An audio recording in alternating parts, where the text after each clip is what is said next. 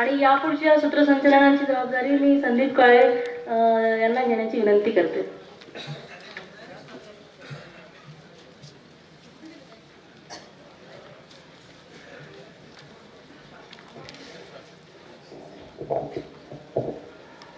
नमस्कार. यानंतर आपल्याला साम टीव्हीचे संपादक संजय आवटे सर यांना ऐकायचं. मी थोडक्यात त्यांचा परिचय या ठिकाणी करून देतो. पहिल्यांदा त्यांना व्यासपीठावर या ठिकाणी आमंत्रित करतो संजय आवटे सरांना. संजय आवटे सर हे सध्या साम टीव्हीचे संपादक आहेत. साम टीव्हीला आवाज महाराष्ट्राच्या या कार्यक्रम महाराष्ट्रामध्ये सर्वात लोकप्रिय असलेला कार्यक्रम आहे. यापूर्वी त्यांनी सकाळ, लोकसत्ता, कृषीवल, पुढारी, लोकमत या दैनिकात संपादकपद त्यांनी भूषवलेलं आहे. त्यांचे काही सदरही आपल्याला परिचयाचे आहेत आणि महाराष्ट्रभर त्यांचं सातत्याने वाचन झालेलं आपल्याला या ठिकाणी पाहायला मिळते. बराक ओबामा हे त्यांचं पुस्तक मला वाटते जवळजवळ सगळ्या भाषेमध्ये आलेलं आहे आणि जगभर विक्रमी खपाचं पुस्तक म्हणून त्या पुस्तकाकडं बघितलं जातं. मी आपला अधिक वेळ न घेता या ठिकाणी आदरणीय संजय आवटे सरांना विनंती करतो की त्यांनी होणार याच्यावर बोला. म्हटलं ते महासत्तावर काही होणार नाही पोलीस भारत.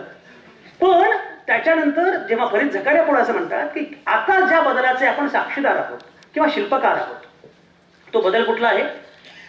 त्याच्यामध्ये राईज ऑफ ईस्ट नाही, राईज ऑफ वेस्ट नाही, राईज ऑफ स्टेट्स नाही, तो आहे राईज ऑफ द रेस्ट. म्हणजे आजवर ज्या समूहांना आवाजच नव्हता त्या समूहांना आता आवाज मिळतो आहे. Everybody is playing the game, we are playing the game.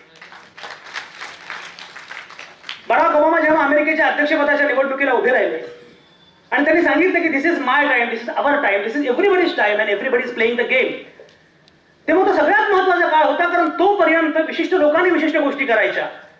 काही लोक म्हणतात की आम्ही फार छान लिहितो. अरे तुम्हीच लिहित होता, बाकीचे लिहितच नव्हते. जेव्हा प्रत्येक जण सगळ्या गोष्टी करू शकतो, राईज ऑफ द रेस्ट, ज्या समूहांना आवाजच नव्हता त्या समूहांना आवाज मिळाला, हे जागतिकीकरणानंतरच्या कालखंडाचं सगळ्यात महत्वाचं वैशिष्ट्य आहे. अशी मांडणी होत होती. ती मांडणी मीही करत होतो. बराक ओबामा जेव्हा अमेरिकेचे अध्यक्ष झाले त्यानंतर सगळ्यात जास्त उत्तेजित झालेला प्राणी मी होतो. मी माझं ओबामावरचं पुस्तक आजही एवढं चांगलं खपतं आहे. मी माझे काही पत्रकार मित्र गमतीने असं म्हणतात की ओबामांचं काही फार चांगलं झालं नाही, पण ओबामा आल्यामुळे आवटेंचं बरं झालं. पण बराक ओबामा जेव्हा अमेरिकेच्या अध्यक्षपदी निवडून आले तेव्हा आम्ही सगळे हीच मांडणी करत होतो की हा विजय आहे सर्वसमावेशकतेचा, हा विजय आहे इन्क्लुझिव्हनेस याचा, या सगळ्यांचा विजय आहे असं आम्ही मांडत होतो.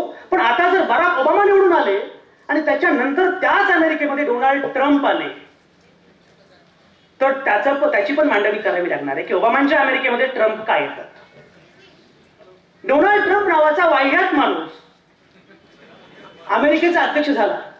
आपल्याकडे त्याला 56 इंची म्हणतात.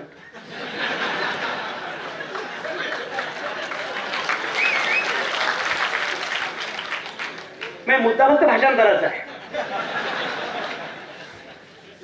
पण मुद्दा असा आहे की हे कसं काय झालं.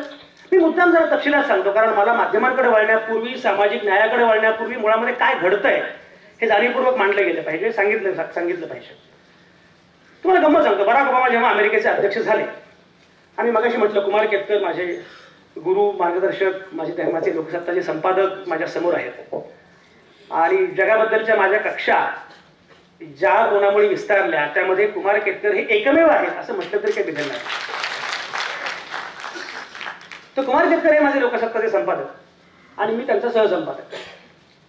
तेव्हा बराक ओबामांच्या अनुषंगाने मी काहीतरी लिहायला सुरुवात केली होती. मी ओबामांना फॉलो करत होतो. ओबामा आले निवडून. मला आठवतं की कुमार केतकर तेव्हा अमेरिकेचे अध्यक्ष निवडणूक कव्हर करायला चालले होते आणि तर मी गमतीने असं म्हटलं होतं की सर तुम्हाला सुपारी देतो पण ओबामा निवडून येईल असं काहीतरी करा आणि परत या.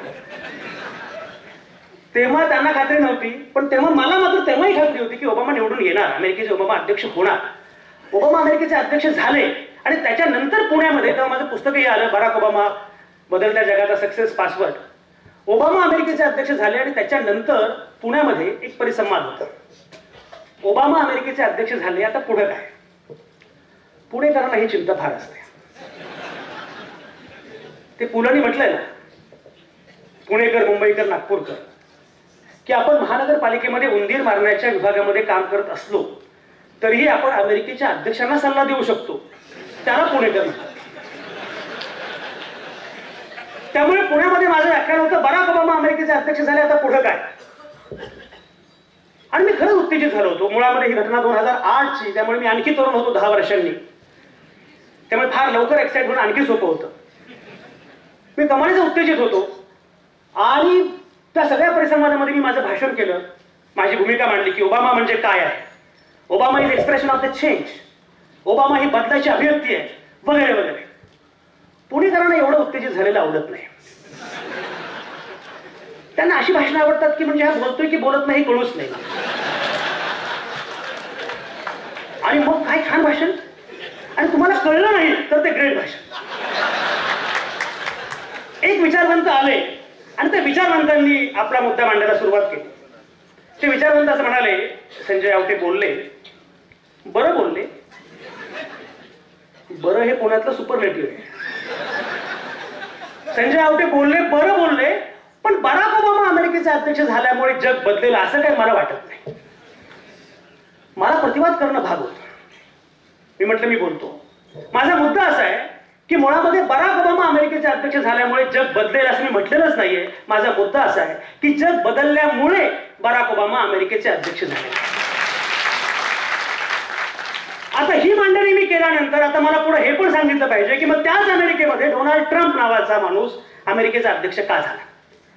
आणि हे सांगत असताना एक लक्षात घेतलं पाहिजे, म्हणजे आपण कडवेपणाच्या कडेलोटाच्या दिशेने कसे चाललेलो आहोत. म्हणजे मला आठवत आहे की कुमार केतकर सरांशी माझ्या झालेल्या गप्पा, ओबामा जेव्हा पहिल्यांदा उभे होते आणि त्यांच्या विरोधामध्ये प्रायमरीजमध्ये हिलरी होती, तेव्हा मी असं म्हणायचो की हिलरी फार कडवी आहे आणि ओबामा फार सौम्य आहेत. जेव्हा हिलरी वर्सेस ट्रम्प झालं तेव्हा हिलरी काय सौम्य आहे, ट्रम्प फारच कडवे आहेत असं म्हणायची वेळ आली. पण ती तिकडेच नाही, इकडे होती. आपल्याकडे सुद्धा जेव्हा वाजपेयी आले तेव्हा आम्ही म्हणालो वाजपेयी काय कडवे आहेत. अडवाणी आले, नाही नाही पण वाजपेयी सौम्यच आहेत, अडवाणी बरे. मोदी आले आणि अडवाणी म्हणजे पागली थोर पुरुष असं वाटायला लागलं. आणि योगी आदित्यनाथ आल्यानंतर मोदी परवडले असं वाटायला लागलं. म्हणजे सर्वसमावेशकतेच्या दिशेनं पुढे जाण्याऐवजी उलट पक्षी आपण कडवेपणाच्या कडेलोटाच्या दिशेनं पुढे चाललेलो आहोत. याचं कारण काय आपण हे पण लक्षात घेतलं पाहिजे. एक लक्षात घ्या, म्हणजे सुहास पळशीकर एक फार चांगली आणि महत्वाची मांडणी करत असतात. सुहास पळशीकर असं म्हणतात की जेव्हा लोकशाहीमध्ये सगळेच घटक बोलायला लागतात तेव्हा लोकशाही प्रगल्भ होते, हे खरं. पण त्यामुळे लोकशाही केवळ प्रगल्भ होत नाही, लोकशाही त्यामुळे केवळ प्रगल्भ होत नाही, त्यामुळे लोकशाहीतले अंतर्गत ताण सुद्धा तीव्र होतात. ज्याप्रमाणे घरामध्ये पूर्वी महिला बोलतच नव्हत्या, आता बोलायला लागल्या, मग घरातले ताण वाढले. पण मी असं म्हणतो की ताण घरातले कितीही वाढवू द्या, महिलांनी बोललंच पाहिजे. सुखी स्थिर घर ही काही खऱ्या घराची कल्पना नाही. मला जर कुठली बाई म्हणाली प्रज्ञा की काय करणार रे, पसाराच खूप पडलाय, बरं तिच्या सोबतच्या ठोंब्याला असं वाटत नाही घरात पसार आहे, तिलाच वाटतं, पण ठोंब्याचं हे कामच नाही. तिला मी असं म्हणालो की घरामध्ये पसारा पडला किंवा नाही हे महत्वाचं नाहीये, तुझा पिसारा पुरणं जास्त महत्वाचं आहे. मी सांगतो यासाठी की आज नांदेडमध्ये आजच अपर्णा रामतीर्थकरांचं पण भाषण आहे. त्यामुळे ज्या पद्धतीने स्त्रीला हे सांगितलं जातं की बाई ग घराचं काय झालंय, तुझं घराकडे लक्ष नाहीये, पण हे होणार, घर अस्थिर होणार, कारण घरातले सगळे घटक बोलायला जेव्हा लागतात तेव्हा हे घडणं स्वाभाविक आहे.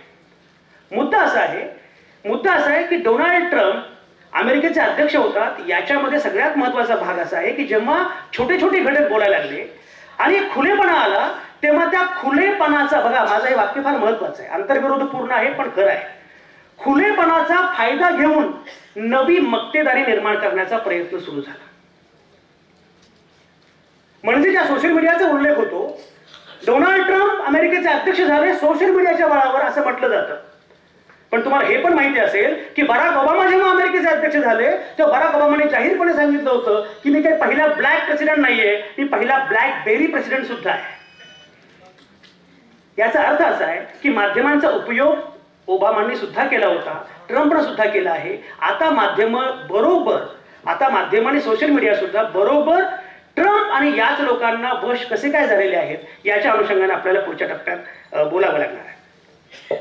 एक मुद्दा मला या निमित्ताने मांडायचा आहे, तो म्हणजे मला हे कळत नाही की एकीकडे सगळी माध्यमं विस्तारतायत, सगळी माध्यमं वाढत आहेत. आज तुमच्या हातामध्ये प्रचंड माध्यम आहेत. या संमेलनाचं नाव विचार संमेलन असणं पण मला फार महत्वाचं वाटतं. एवढी सगळी माध्यमं आहेत पण तरी सुद्धा तुमचा विचार मात्र का आक्रसतो आहे?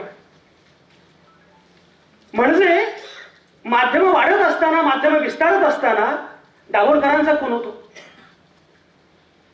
माध्यमं विस्तारत असताना पानसरेंचा खून होतो, माध्यमं विस्तारत असताना कलबुर्गींचा खून होतो. एकीकडे माध्यमं वाढतायत, माध्यमं विस्तारतायत आणि त्याच वेळी हे घडत आहे. याचं सगळ्यात महत्वाचं कारण आहे, मगाशी मी उल्लेख केला कवयित्रीचा आणि बातम्यांचा.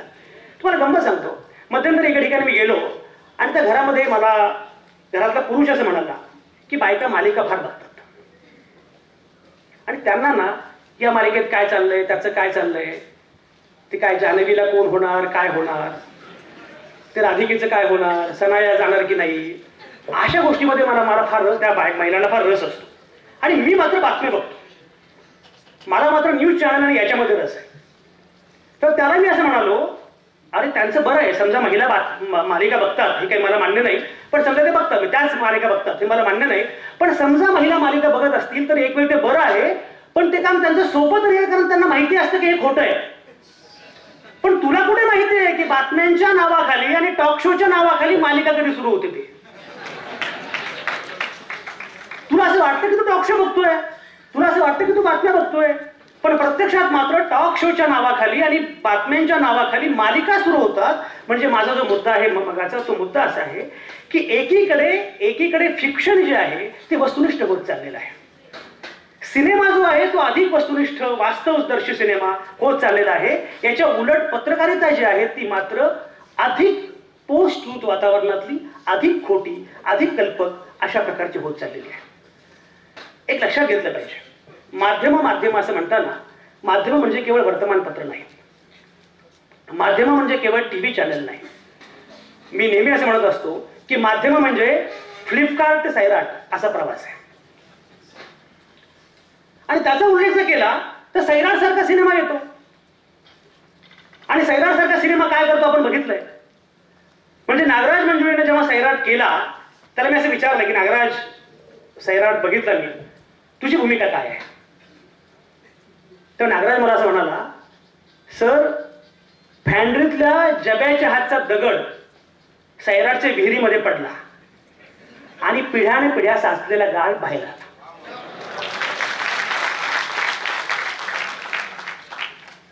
सैराट सारखा एक सिनेमा, शेवटी माध्यम असतं काय? नागराजचीच कविता आहे, ज्याच्या हाती नसते लेखणी, माझ्या हाती नसती लेखणी तर रस्ता कुंचला, माझ्या हाती नसती लेखणी तर रस्ता कुंचला, कशालाही उपसतच राहिलो असतो मी कोलाहल मनातला. मुद्दा असा आहे की सैराटमध्ये हे येतं, कोर्टमध्ये हे येतं. तुम्ही जर कोर्ट बघितला, कोर्ट नावाचा सिनेमा बघितला तर कोर्टमध्ये हे येतं.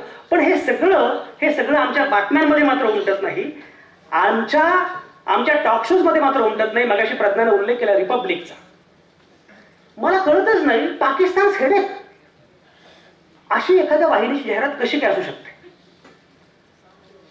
भारताबद्दल बोल ना. What is Pakistan headache? मला आठवलं आयेशा सिद्दीका नावाच्या बाई, त्यांचे मिलिटरी इन कॉर्पोरेट नावाचं पुस्तक आहे, ज्याचं मी पाकिस्तान लष्करी सत्तेचे अर्थरंग नावाचा अनुवाद केला होता आणि ते नाव कुमार केतकरांनी सुचवलं होतं, अर्थरंग नावाचं. त्याच्यामध्ये आयेशा सिद्दीकांनी अशी भूमिका मांडली होती की भारत आणि पाकिस्तान हे दोन्ही देश, या दोघांचंही खरं म्हणजे भूतकाळ सारखा आहे, या दोघांचंही बाकी सगळी लेगसी सारखी आहे, तरी वर्तमान वेगळं याचं कारण काय? आयेशा सिद्दीका पाकिस्तानी विचारवंत ते असं म्हणतात, कारण भारताला आंबेडकर मिळाले, पाकिस्तानला नाहीत मिळाले. त्या पुढे असं म्हणतात, कारण भारताला नेहरू मिळाले, पाकिस्तानला नाहीत मिळाले. भारतानं कायमच आपलं स्वयंप्रज्ञ असं धोरण विकसित केलं की हे भारताचं धोरण आहे, वैश्विक स्वरूपाचं धोरण आहे. आंतरराष्ट्रीय वाद, जगभर फिरणं म्हणजे आंतरराष्ट्रीय वाद नसतो, त्याला आंतरराष्ट्रीय राजकारणाची समज असावी लागते. तुम्ही कल्पना करा, पंडित जवाहरलाल नेहरूंनी जेव्हा देशाची सूत्र हातात घेतली, काय काळ होता होतो. आता हे लोक म्हणतात की आम्हाला 15 वर्षांपूर्वीचे खड्डे उपसायचे वगैरे वगैरे, जसं काही रोजगार हमीवरच हे लागलेले आहेत आणि रोजगार हमी पण यांना बंद करायचे. मला हे कळत नाही, पंडित नेहरू जेव्हा झाले भारताचे पंतप्रधान तेव्हा किती खड्डे होते? 150-200 वर्षांपूर्वीचे खड्डे होते. तुम्ही आठवा, पंडित नेहरूंनी जेव्हा तो देशाची सूत्र ताब्यात घेतली, आपल्या हातात घेतली, तेव्हाचा देश आठवा. फाळणीचे वरण, दंगली सुरू आहेत, निरक्षरता, बेरोजगारी, रोगराई, संस्थानांचा प्रश्न सुरू होता. म्हणजे 1961ला गोवा आलं तोपर्यंत देशाची निर्मिती सुरू होती. एवढे सगळे प्रश्न, तरीही नेहरूंनी कोणाला दोष दिला नाही, त्यांनी नियतीशी करार केला. आणि हा नियतीशी करार करताना नेहरूंनी नियतीशी करार केला. नियतीशी करार करताना नेहरूंनी आंतरराष्ट्रीय वादाची, म्हणजे मला हे कळत नाही की त्या नासेर आणि टिटोला घेऊन अलिप्त राष्ट्रांची मोड बांधायचं नेहरूंना काही कारण होतं का? भारतापुढे एवढे प्रश्न होते. पण मुळामध्ये आपलं प्राक्तन वैश्विक आहे याची कल्पना नेहरूंना तेव्हाच होती जेव्हा जागतिकीकरणाचा उदय पण झालेला नव्हता. मुद्दा असा आहे की भारताचं वैशिष्ट्य हे, याच्या उलट पाकिस्ताननं काय केलं? याच्या उलट पाकिस्ताननं मात्र भारतापासूनचे भय या एकाच मुद्द्यावर अख्खं राजकारण, अख्खी व्यूहरचना विकसित केली. कुठलाही मुद्दा भारतापासून भय, आणि भारतापासून भय म्हटलं की भयातून मुक्त करणारा तारणहार आला, दॅट इज आर्मी. भय म्हटलं की त्या भयापासून मुक्त करणारा धर्म अल्लाह आला, आणि मग अल्लाह आर्मी अमेरिकेच्या तावडीमध्ये पाकिस्तान सापडला. भारतानं मात्र आपलं स्वयंप्रज्ञ असं धोरण विकसित केलं की जे पूर्णपणे भारताचं धोरण होतं. हे भारताचं वेगळेपण जे आहे ते भारताचं वेगळेपण आपण लक्षात घेत नाही. आणि मग जेव्हा आता आपल्याकडे भारत माता की जय सुरू होतं ना, तेव्हा आपण पुन्हा तिकडे चाललो की काय असा प्रश्न पडतो. भारत माता की जय म्हणायला मला प्रश्नच नाहीये. माझा मुद्दा असा आहे की मला भारत माता की जय म्हणायला कोण सांगतंय? मला ते सांगतायत की ज्यांचा भारत मातेशी काही संबंधच नाहीये. या भारताला भारत म्हणून ज्यांनी विकसित केलं, ज्यांनी आयडिया ऑफ इंडिया, भारताची गोष्ट म्हणाले मगाशी प्रज्ञा, ज्यांनी भारताची गोष्ट विकसित केली, आयडिया ऑफ इंडिया विकसित केली, त्या आयडिया ऑफ इंडियाशी ज्यांचा संबंधच नाही, ते लोक मला सांगतात की भारत माता की जय म्हणा, आणि ते लोक मला सांगतात की पाकिस्तानला जा. तुमचा रमेश कुमार म्हणाला की तुमचं भारतावर प्रेम आहे, ठीक आहे, पण पाकिस्तानच्या टुरिझमला एवढी चालना का देता? जा, काही झालं की जा पाकिस्तानला. म्हणजे किरण राव काहीतरी म्हणाली, आमिर खान काहीतरी म्हणाला की मला जरा किरण रावला असं वाटलं की धोकादायक एकूण परिस्थिती आहे भारतामध्ये आणि असुरक्षित वाटतं, तेव्हा लगेच आमिर खानला जा पाकिस्तानला. मुद्दा असा आहे की जेव्हा या प्रकारची भूमिका घेऊन पुढे येतं आणि मग माध्यमांचा रोल काय होतो हे आपण लक्षात घेतलं पाहिजे. आताच्या माध्यमांचा रोल काय आहे? मगाशी कुमार केतकरांनी हिप्नॉटिझमचा आणि याचा उल्लेख केला.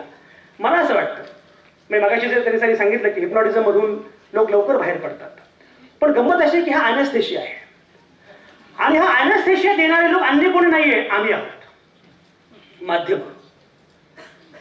माध्यम नावाचा अॅनेस्थेशिया. म्हणजे यू जस्ट कॅन इमॅजिन नोटाबंदीच्या नंतर काय घडलं. मग अशी प्रज्ञा पवार विचारत होत्या, नोटाबंदीच्या नंतर प्रज्ञा मी राज्याच्या कानाकोपऱ्यात गेलो, बांधांवर गेलो, शो केले, लोकांशी बोललो. तुम्हाला कल्पना खरं वाटणार नाही, मी एका याच्यामध्ये गेलो, शेतकऱ्यांना आत्महत्या केलेली होती आणि आत्महत्या केलेल्या शेतकऱ्याच्या बायकोशी मी बोलत होतो आणि तिला मी असं म्हणालो की फारच वाईट चाललंय, सरकारची धोरणं फारच त्रासदायक आहेत. तर त्या बाईनं मला काय म्हणावं, बरोबर आहे साहेब, पण मोदीने तरी कुठं कुठं बघावं.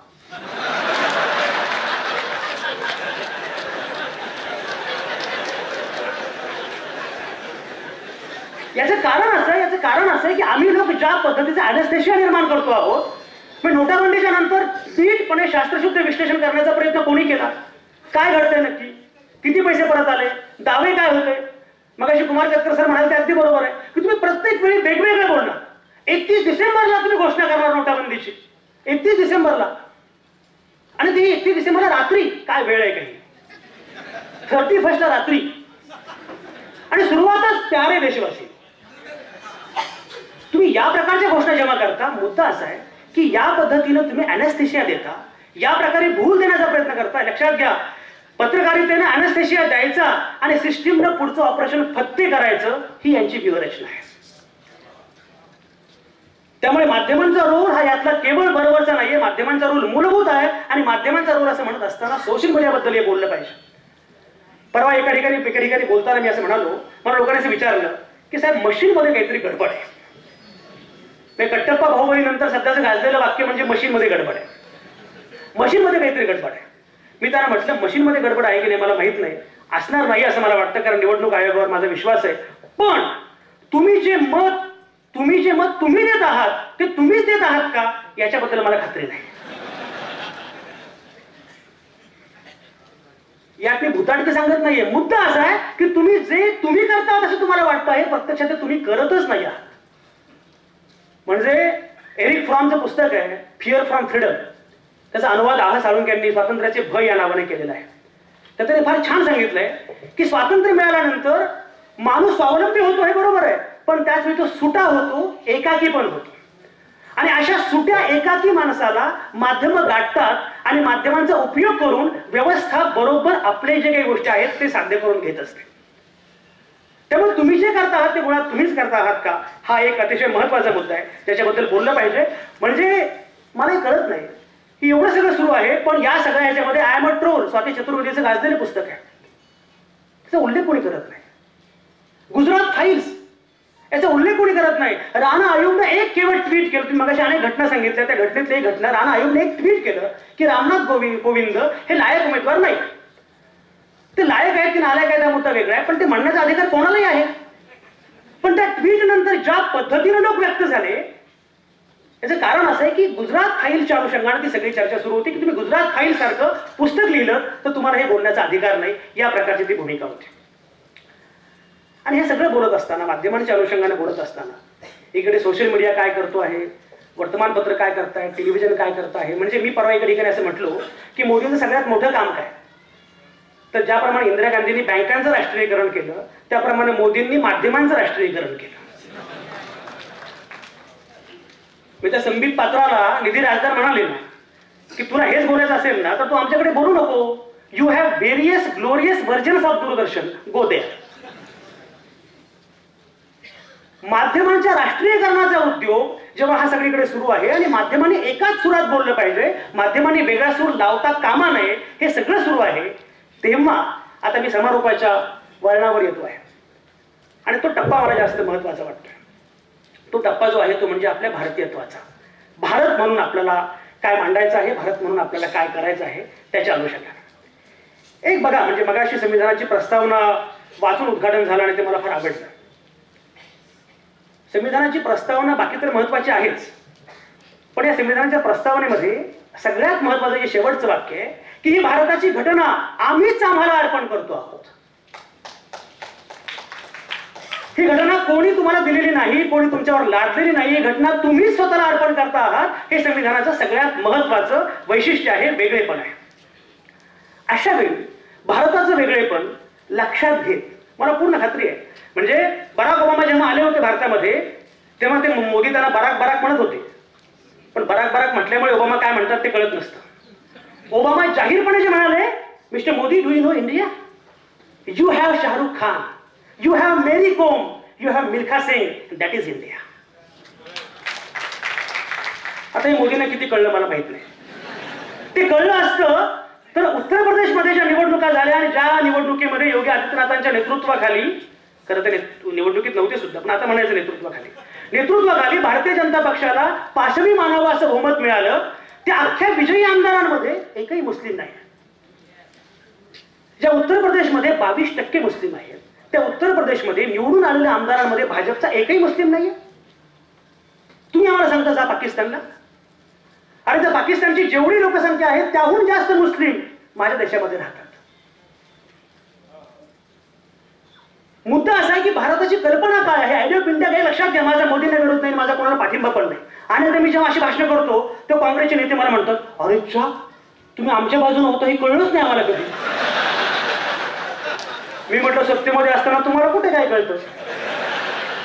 मुद्दा हा नाहीये, मुद्दा काँग्रेस किंवा हा नाहीये. प्रश्न असा आहे की माझ्या आयडिया ऑफ इंडियाला, आंबेडकरांनी विकसित केलेल्या माझ्या भारत नावाच्या कल्पनेला नख लावण्याचा प्रयत्न कोणीही केला तर केवळ पत्रकार म्हणून नाही, सामान्य माणूस म्हणून मी तो हाणून टाकेन.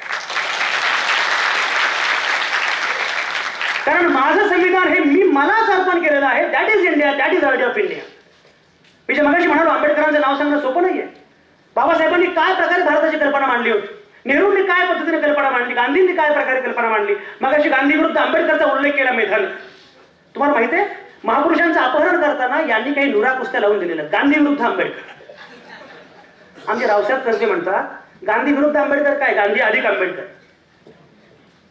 गांधींना राष्ट्रपिता केलं आंबेडकरांनी, कारण आंबेडकर भेटेपर्यंत गांधींना खरं राष्ट्र कळलेलंच नव्हतं. आणि आंबेडकरांना राज्यघटनेचं शिल्पकार केलं गांधींनी. गांधी नसते तर कदाचित आंबेडकरांवर ही जबाबदारी आली नसते. तुम्ही बघा, म्हणजे आपण गांधी, आंबेडकर, नेहरू या त्रयीचा जरा विचार करूया, म्हणजे आयडिया ऑफ इंडियाच्या अनुषंगाने. गंमत बघा, खरं म्हणजे गांधींनी ज्या प्रकारची मांडणी केली आपण जर बघितलं, गांधींनी वारसदार म्हणून निवड कोणाची केली, नेहरूंची केली. वरवर पाहता गांधी आणि नेहरू यांच्यामध्ये साधर्म्याचे फार बिंदू नाही आहेत. गांधी अगदी फाटके राहणारे आणि नेहरू छान राहणारे. मोदींना त्याचं पण कौतुक आहे. ती विरोधाभक्ती असते ना तशी येते, पण त्यांना मूळ इसेन्सच कळत नाही. नेहरू छान राहणारे. गांधी हे अत्यंत भारतीय परंपरेच्या अनुषंगाने बोलणारे, गीतेबद्दल बोलणारे, हिंदू धर्माबद्दल बोलणारे. आणि नेहरू मात्र त्या अर्थानं पाश्चात्य वळणाचे वगैरे. म्हणजे ती गंमत सांगतात की माउंट बॅटन जेव्हा चालले होते तर माउंट बॅटनला जाताना समारोप सेंड ऑफ होता. सेंड ऑफच्या कार्यक्रमामध्ये भाषणं सुरू होती आणि भाषणं सुरू असताना माउंट बॅटन असं म्हणाले की मी आता शेवटचाच माणूस आहे, इंग्लिश माणूस आहे तुमच्या देशातला, तुम्ही आता राज्य करा. तेव्हा नेहरू गमतीने असं म्हणाले, no no mister Mount Batten, I am the last Englishman to rule India. त्यांना असं म्हणायचं होतं की मी अशाच इंग्रजी वळण. मुद्दा असा की तरी सुद्धा गांधींनी नेहरूंची वारसदार म्हणून निवड केली किंवा त्याच्यानंतर नेहरू आले. याचं कारण असं आहे, गांधींना हे माहिती होतं की प्रस्थापित परंपरेची स्पेस मी वापरायची आणि नेहरूंनी त्याच्या पुढे जाऊन वैश्विकतेला गवसणी घालायची. एक लक्षात घ्या, अनेकदा वैश्विकतेला गवसणी घालणारे परंपरेची स्पेस विसरतात, त्यामुळे परंपरेची स्पेस नको ते लोक वापरतात. हा मुद्दा फार महत्वाचा आहे. सुरुवातीला मी जे म्हणालो की आषाढी वारीवर नको ते लोक हक्क का सांगतात, कारण परंपरेची स्पेस तुम्ही वापरत नाही. तुम्हाला परंपरेची स्पेस पण वापरता आली पाहिजे, कारण परंपरेच्या स्पेसमध्ये जर व्यापकत्व असेल तर ते वापरता आलं पाहिजे आणि तरीही वैश्विकतेला पुढे गवसणी घालता आली पाहिजे. नेहरूंनी ते केलं. आणि या सगळ्या प्रक्रियेमध्ये जे वंचित होते, जे मागे राहिले होते, त्यांना आवाज दिला बाबासाहेबांनी. वंचितांचं एक लक्षात घ्या, आपल्याकडे न्यूनगंडाचं राजकारण होतं, पण बाबासाहेबांनी हे न्यून ओळखलं, हे वंचित घटक ओळखले आणि त्यांना अधिकाधिक मुख्य प्रवाहात आणण्याचा प्रयत्न केला. म्हणून गांधी अधिक नेहरू अधिक आंबेडकर बरोबर भारत. दिस इज आयडिया ऑफ इंडिया. हा भारत आहे. काल विकास झाला, आज अच्छे दिन आले, परवा अमुक झालं, असं भारत नाहीये. आपली झाली अडचण अशी आणि असं दाखवलं जात आहे की 3 वर्षांपूर्वी जगात काही नव्हतंच. आपण सगळे 3 वर्षांचे आहोत, रांगत आहोत. मला एका चर्चेमध्ये भाजपचे प्रवक्ते म्हणाले की अहो पण किती पंडित नेहरू भारताचे पहिले पंतप्रधान आणि किती त्यांनी चुका केल्या. मी म्हटलं हो का, मला वाटलं मोदी पहिले पंतप्रधान भारताचे, ते नेहरू होते म्हणजे. हा सगळं पूर्वीचं काही नाहीच काही. आणि मग आता सगळं काहीतरी होत आहे अशा पद्धतीनं. आणि नव्या तुम्ही बघा, म्हणजे प्रामुख्याने या लोकांनी अभ्यासक्रम हातात घेतलेला आहे. अभ्यासक्रमामध्ये ज्या प्रकारच्या दुरुस्त्या केल्या जात आहेत, ज्या प्रकारच्या चुका मुद्दाम केल्या जात आहेत, चुकीचा इतिहास दिला जातोय, इतिहासाचं विकृतीकरण केलं जात आहे आणि यातून नवन्यूनगंडाचं राजकारण कसं उभं राहील हा प्रयत्न सुरू आहे. त्या ध्रुवीकरणाला सगळेच लोक बळी पडत आहेत. आणि मग काय होतं? आता इथे खूपच लोक आहेत त्यामुळे चिंता नाहीये, 1000 लोक आहेतच प्रत्यक्षामध्ये.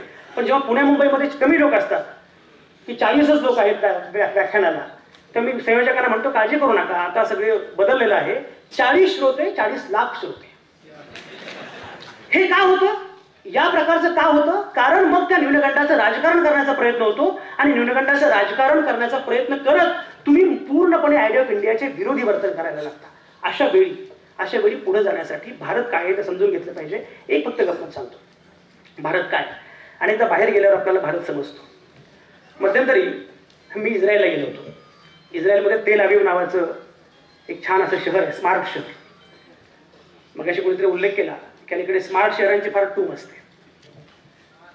म्हणजे आम्ही स्मार्ट सिटी, तो बघा स्मार्ट शहर म्हटलं तर नाही, स्मार्ट सिटी म्हटलं तर स्मार्ट सिटीची फार टूम असते. म्हणजे आम्ही पाणीवर बातमी छापतो की ठाणे स्मार्ट शहर होणार आणि शेजारीच बातमी छापतो की धोकादायक इमारत कोसळून 4 मृत्युमुखी. पण स्मार्ट सिटी म्हणावं बरं वाटतं. इस्रायलमध्ये मी गेलो आणि गेल्यानंतर त्या तेल अवीव नावाचं शहर बघितलं. मला खूप छान वाटलं की खरंच चांगलं शहर आहे. जे काही नेहमी आपण वर्णन करतो, पाणी, रस्ते, ड्रेनेज वगैरे, वाहतूक, सिग्नल वगैरे सगळं छान आहे. आम्ही परत आलो. त्या महापौरांनी पत्रकार परिषद घेतली. त्या पत्रकार परिषदेला आम्ही सगळे पत्रकार बसलेलो होतो. आणि पत्रकारांना प्रश्न विचारण्यामध्ये फार रस असतो. उत्तर मिळो किंवा न मिळो, प्रश्न विचारणं महत्वाचं. पत्रकार खूप प्रश्न विचारतात म्हणून काही नेते पत्रकार परिषद घेतच नाही, ते मन की बात करतात.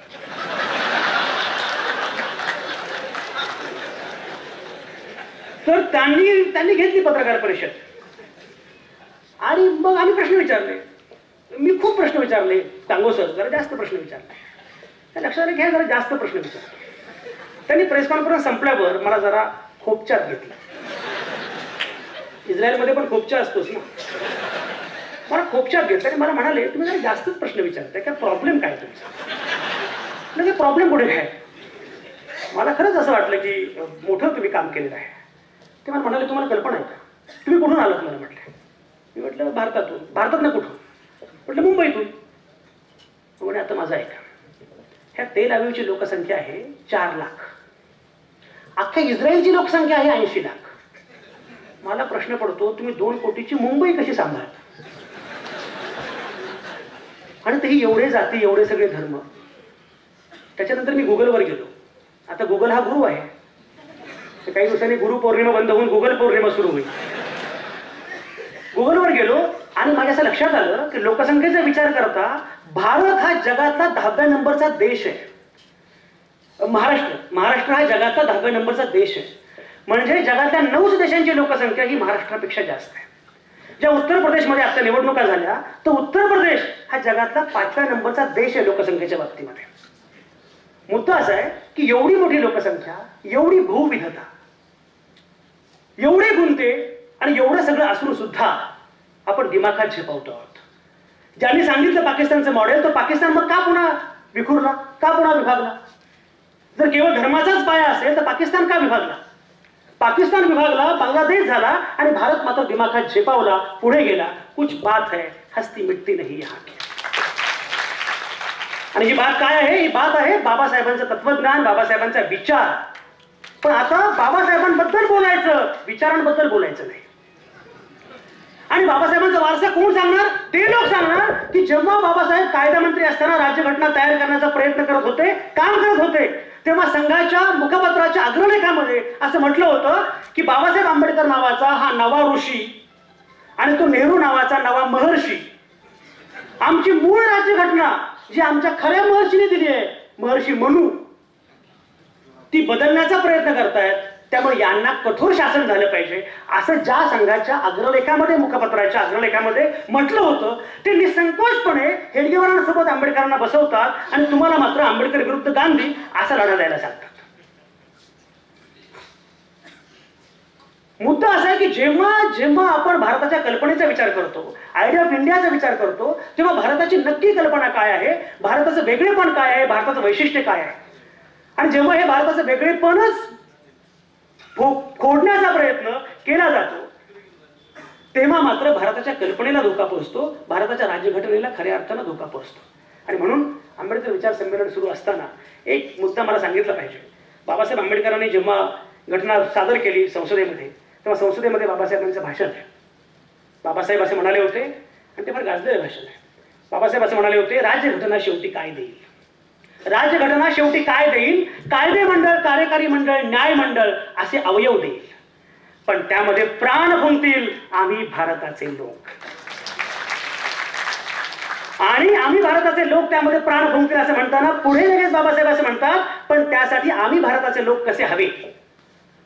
ते व्हॉल्टेअरला कोट करतात आणि ते म्हणतात, मला असे लोक हवे आहेत की जेव्हा जेव्हा तुमच्या विरोधी मुद्दा मांडला जाईल, तेव्हा तो मुद्दा खोडण्यासाठी तुम्ही बुद्धी पणाला लावाल, पण विरोधी मुद्दा सुद्धा तुम्हाला मांडता यावा यासाठी जीवाची बाजी लावा.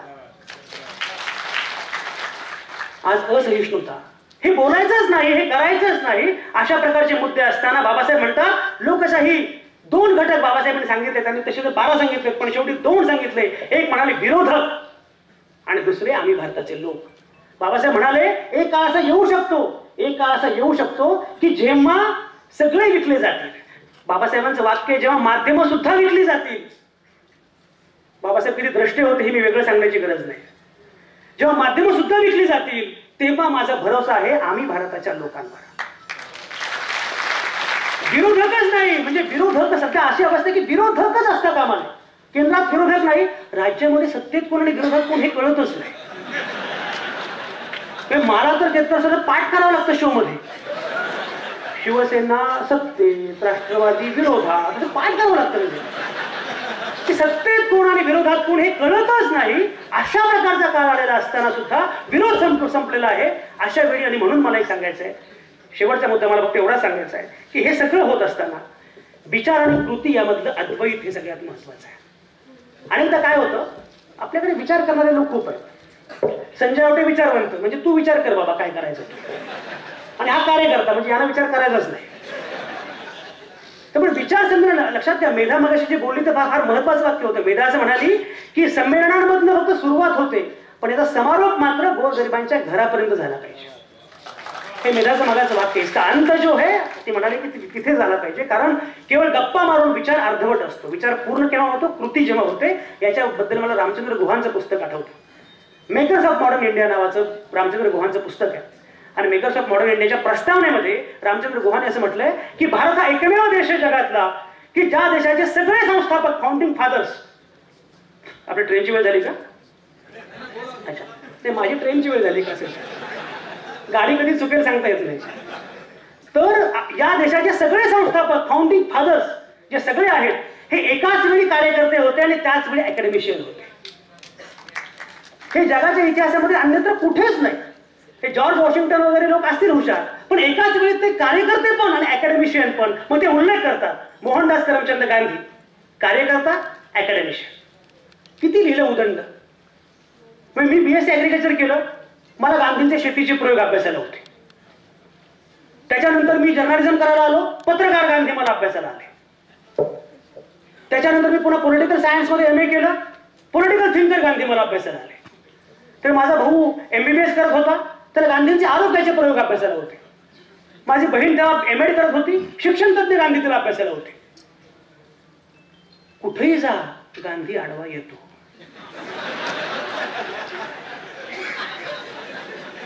तुम्ही नोटा बंद कराल किंवा नोटेवरचा गांधी काढाल.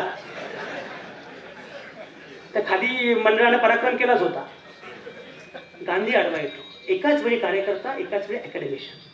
पंडित जवाहरलाल नेहरू एकाच वेळी कार्यकर्ता, कमालच अकॅडमिशियन. पंडित नेहरूंची पुस्तकं, ग्रंथसंपदा याच्याबद्दल वेगळं बोलण्याची गरजच नाही. आणि भीमराव रामजी आंबेडकर, रामचंद्र गुहा असं म्हणतात की कदाचित विद्यापीठातले अकॅडमिशियन्स गांधी आणि नेहरूंना रूढ अर्थाने अकॅडमिशियन मानणार नाहीत, पण आंबेडकरांना तर अकॅडमिशियन मानण्याशिवाय पर्यायच नाही.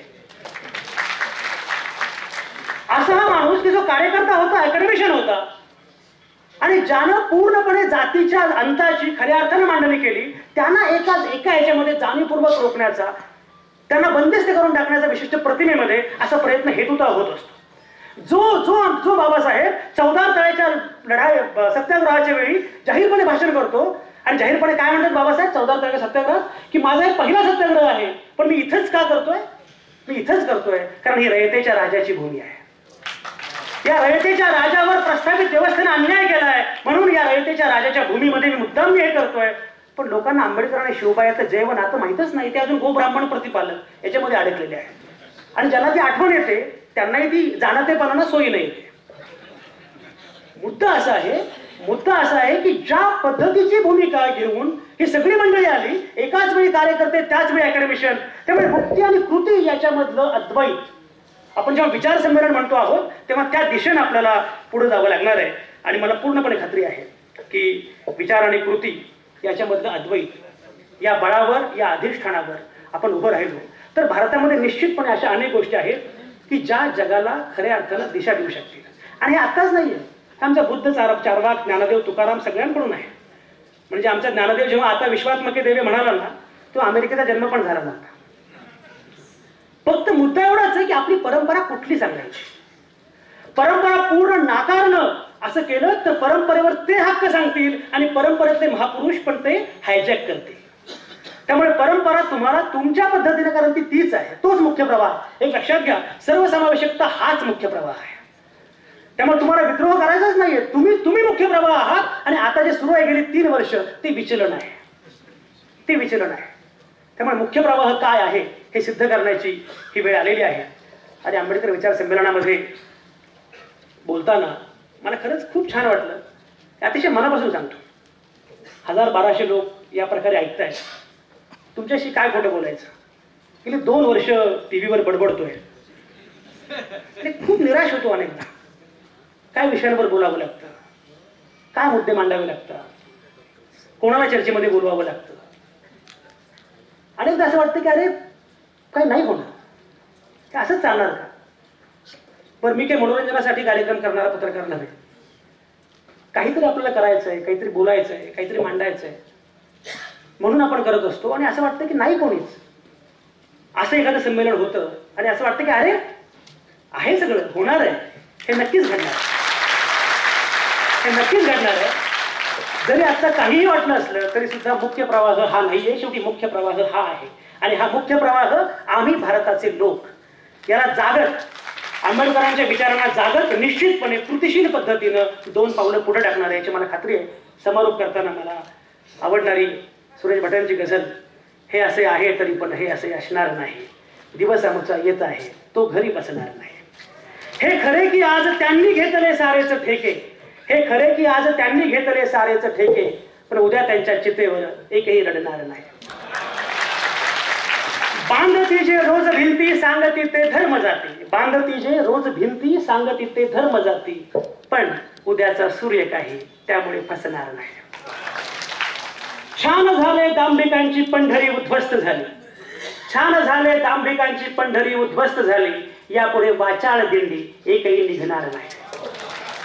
पराभव झालेच आमचे, पण आजचे आमचे पराभव पचवितो आम्ही उद्यास्तव, आजचे आमचे पराभव पचवितो आम्ही उद्यास्तव, विजय तो कसला उरावर जखम जो करणार नाही.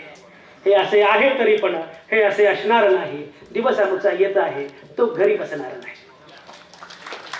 हा आशावाद तुमच्यामध्ये आहे, तो केवळ जागा करण्यासाठी मी इथं आलो.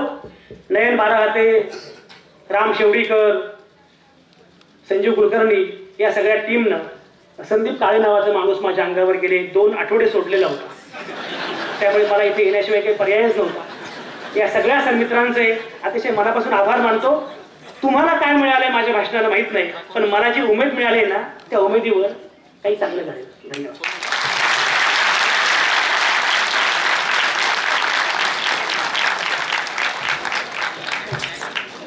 तर धन्यवाद.